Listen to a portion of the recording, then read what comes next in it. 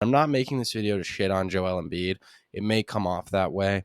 I'm just trying to say, like, it's so frustrating because, he is such a damn good player and he, does take a lot of free throws. He's a dominant big man. Okay. Like, he does flop. He is, sometimes difficult to watch because he, you know, does flail around and he tries to sell the calls. You can make up any criticisms you want for him, and they're probably valid, right? But Joel Embiid is also the second most talented big man in the league right now. Obviously, Jokic is number one. We're not doing this debate again. We're not going to fall for it, right? We're not going to fall for it because we know Jokic is better. Joel Embiid is so dominant in the regular season that you almost have to wonder if he cares about the playoffs. I know that he has injuries, and I know that is part of it. The other part of it is definitely that his style of play does not translate very well to the playoffs. Both of those are true. That's also, you know, part of the thing with the fouling is that they don't call as many flops in the playoffs as they would be in, more likely to in the regular season. It doesn't change the fact that Joel Embiid is still a good clutch shot maker, a good difficult shot maker, a physical specimen. He is a defensive monster. There is no excuse for him to underperform in the playoffs.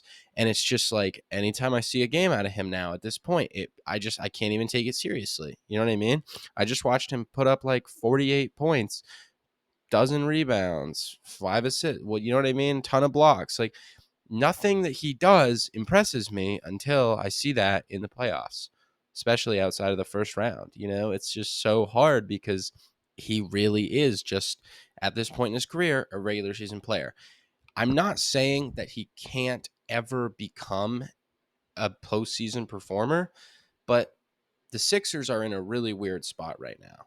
You have Kelly Oubre now, who they got on a vet minimum, who's been balling out, and Maxi's taking the Harden role. So you do have a team around them. You have Embiid with Maxi, with Harris, and then you have Oubre, who I just mentioned. It's a decent team, not a great team.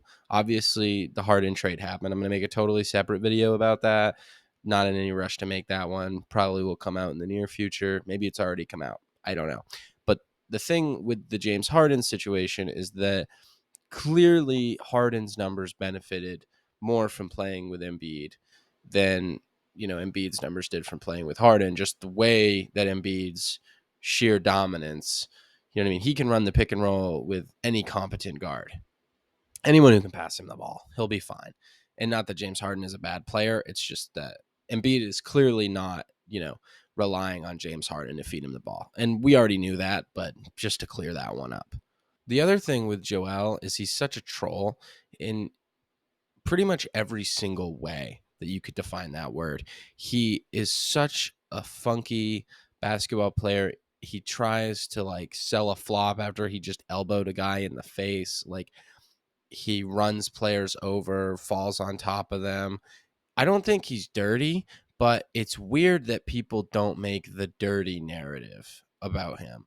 Like, I remember people were making that argument about Giannis, and I'm not saying Giannis is or isn't a dirty player, and I'm not saying Joel Embiid is or isn't either.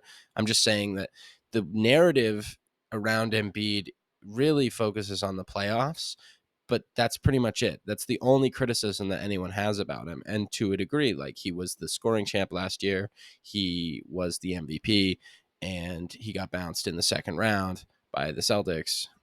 Like, it's hard to defend a guy who consistently underperforms in the biggest moments. But you also have to look at the regular season and say, this guy's dominant. It's so difficult because you want to praise him and you want to be like, wow, good job, Joel Embiid. But at a certain point, like, he's already done all this before, and he's already failed in the playoffs after having done all this before. And it's just hard to even like get your hopes up as a Philly fan. I'm not saying they're not gonna. Philly's the most, I don't know if they're the most loyal, but they are one of the most loyal fan bases out there, period. And they take their shit seriously. They're probably the worst fans, but as Adam Sandler says, that's why they're the best fans. I don't know if you got that reference to Hustle. If you did, appreciate you. it's just hard to look at Joel. I keep saying that it's hard because it is. It's hard not to think that Joel Embiid is going to do the same shit he does every single year, which is fold in the playoffs. And I want to give him his props because he's a damn good basketball player. It's just very hard to overlook that, hey, he does this all the time. This is his standard of greatness. Is it finally going to be his year? Because we keep saying it. We keep asking, is it finally going to be Joel Embiid's year? I have zero optimism for it. The whole Sixers process was, is it their year? Is it finally? Are they going to work it out? Is Ben Simmons finally going to be more aggressive? Is Jimmy Butler going to stick around? Is Joel Embiid going to be able to carry this team without all these talented players? Are James Harden and Joel Embiid going to be good together? It's just, it's super weird. It's a super weird team. They have a lot more wing depth. There's a lot less pressure on Tobias Harris, although it does create a lot of opportunity for him kind of in the same time. It is an interesting lineup around Embiid because you do have a lot of floor spacing, but you also have some athleticism. You have quickness with Maxey. It's a really interesting lineup. And I think, honestly, being 100% legit, I I almost think they're better than they were with Harden. I don't know if that's a hot take. I don't think that on paper they are better, but I think that Maxey as the point guard as opposed to the shooting guard, still letting D'Anthony Melton do his thing, like still having, good guard play, but you're a little bit bigger. I think that helps them a lot defensively. Not that James Harden really is a bad defender, but he's definitely not an elite one, and neither is Maxey. So those are guys that you have to play at the same time. I think you've definitely spread out your talent. The James Harden trade obviously gave you some good wings. You did have to give up PJ Tucker, but you got something back. I didn't think they were going to get anything, but it's just weird. It's a weird roster. I like it, but it's still Philly. I do like Nick Nurse a lot. It would be a shame to go this whole video without talking about Nick Nurse. He's a great coach. I hate him personally from just the bubble series that the Celtics played the Raptors, but he's a damn good basketball coach. I also am absolutely terrified for Joel Embiid because Nick Nurse is his coach, just of the minutes that he might be subjected to.